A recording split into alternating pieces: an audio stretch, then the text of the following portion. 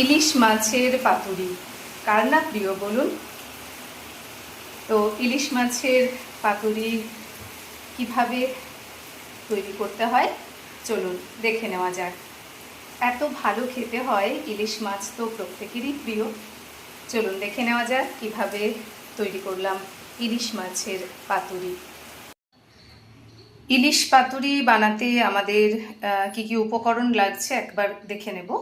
লাগছে ইলিশ মাছ, নারকেল এবং পোস্ত বাটা, কালো সর্ষে এবং হলুদ সর্ষে কাঁচা লঙ্কা দিয়ে বাটা, কয়েকটা গোটা কাঁচা লঙ্কা, রেড কাউয়ের একটু দই লাগবে, আর সর্ষের তেল, হলুদ, লবণ প্রয়োজন মতো। চলুন দেখে নেওয়া যাক কিভাবে ইলিশ পাতুরি করা যায়। মিক্সিং বলে আমি নিয়ে নেব 2 চামচ মতো টক দই। এর মধ্যে দিয়ে দেব 2 চামচ কালো এবং হলুদ সর্ষে বাটা, দিয়ে দেব 2 চামচ নারকেল এবং পোস্ত বাটা। এটা আমি 3 চামচ মতো দিলাম। এবারে এতে দেব সামান্য কিছুটা লবণ এবং হলুদ গুঁড়ো। এবার এটাকে মিক্স করব। খুব সামান্য 1 চামচ একটু সর্ষের তেল দেব। এবার এটাকে মিক্স করে নেব।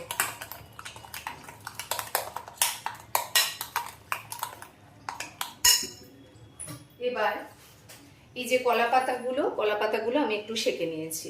কলা পাতাগুলোতে একটা করে মাছ দেব, প্রথমে একটু মশলা দেব,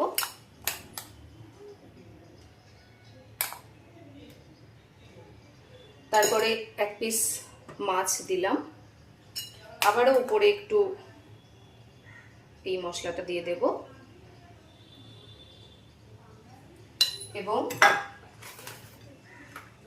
দেব 2 কাঁচা লঙ্কা।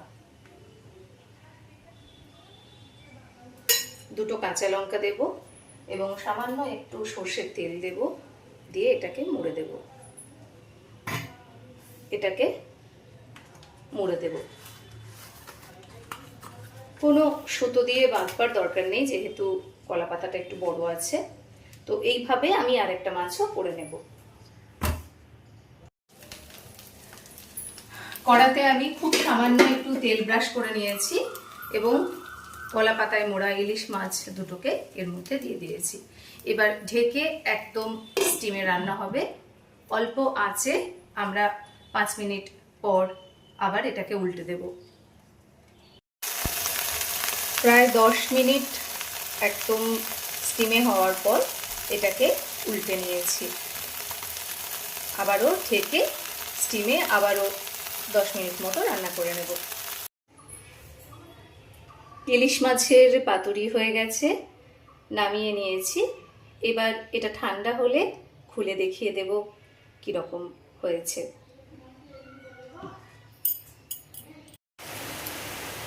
আমরা দেখে নেব ইলিশ মাছের পাতুরিটা কেমন হয়েছে।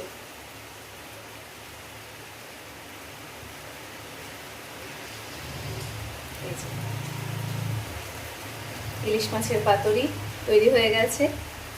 আপনারা ইচ্ছে করলে নারকেল বাটাটা স্কিপ করতে পারেন, সর্ষে বাটা অল্প দিয়ে পোস্ত বেশি দিতে পারেন যাদের সর্ষে খাওয়ার সমস্যা আছে, আর নারকেল বাটাটা অপশনাল, আমার কাছে ছিল তাই দিলাম। তো একবার করে বানিয়ে খেয়ে দেখুন, আশা করি ভালো লাগবে। সকলে ভালো থাকুন, আবারও অন্যদিন অন্য কোনো রান্না নিয়ে হাজির হব। ততদিন টাটা।